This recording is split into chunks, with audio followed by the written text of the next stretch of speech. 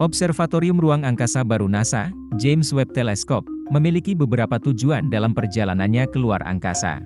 Ini tidak hanya akan digunakan untuk memperdalam pemahaman kita tentang Bima Sakti, tetapi juga akan mengintip eksoplanet dan benda langit yang jauh, dan mencari bukti materi gelap. Teleskop luar angkasa James Webb mengarahkan pandangannya ke biduk.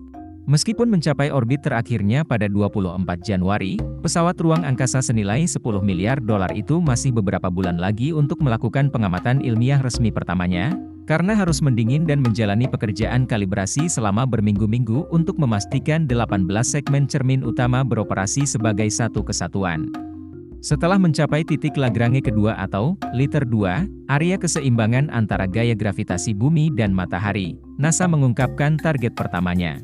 Teleskop Webb akan segera difokuskan pada satu bintang yang sangat terang yang dikenal sebagai HD 84406. Ini adalah bintang mirip matahari yang berjarak sekitar 260 tahun cahaya, terletak di konstelasi Ursa Major, yang berarti beruang besar dalam bahasa Latin. Rasi bintang ini termasuk biduk, yang merupakan ekor dari binatang berbulu halus ini. Bintang HD 84406 memiliki magnitudo visual 6,9, yang terlalu redup untuk dilihat dengan mata telanjang. Anda memerlukan teleskop atau teropong berdaya tinggi untuk melihat bintang ini. Sekarang teleskop Webb telah tiba di tujuan akhirnya di luar angkasa, kru misi sedang mempersiapkannya untuk pengamatan.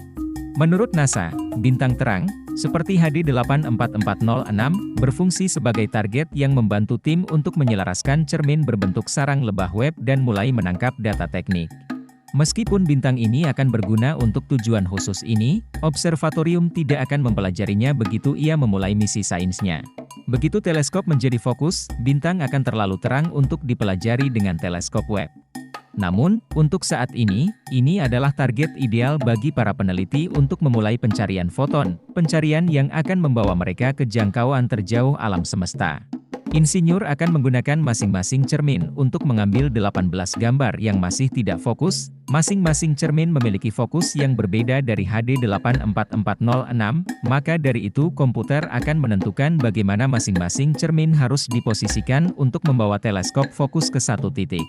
Para insinyur dapat menyesuaikan arah setiap cermin sedikit demi sedikit, masing-masing sama dengan 1/10.000 lebar rambut manusia.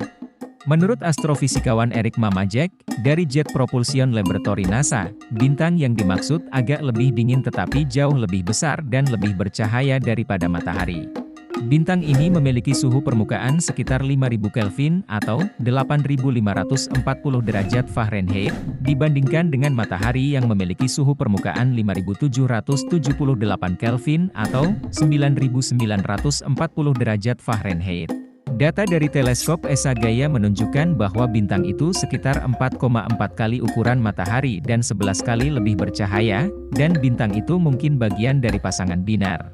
Jika itu adalah sistem binar, maka bintang yang lebih kecil kemungkinan besar adalah Katai Merah, kira-kira setengah ukuran matahari, dengan bintang utama berusia sekitar 3 miliar tahun, yang lebih muda dari matahari.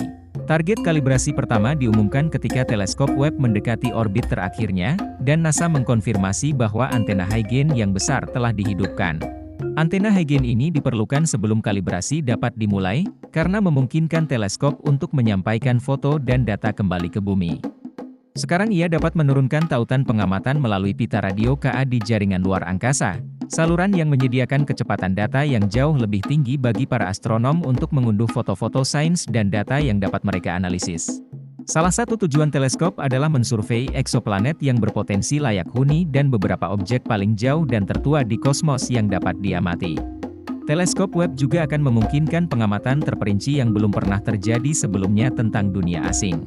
Hasilnya, para ilmuwan akan dapat memahami sifat atmosfer mereka, serta mempelajari lebih lanjut tentang cara kerja atmosfer secara umum. Semua ini membutuhkan teleskop Webb untuk mengirim data kembali ke bumi sehingga para astronom dapat memeriksa pengamatan dan menentukan apa yang sebenarnya telah diamati oleh teleskop. Jika Anda suka video semacam ini, tolong berikan subscribe dan like Anda dan tinggalkan komentar di bawah. Terima kasih telah menonton.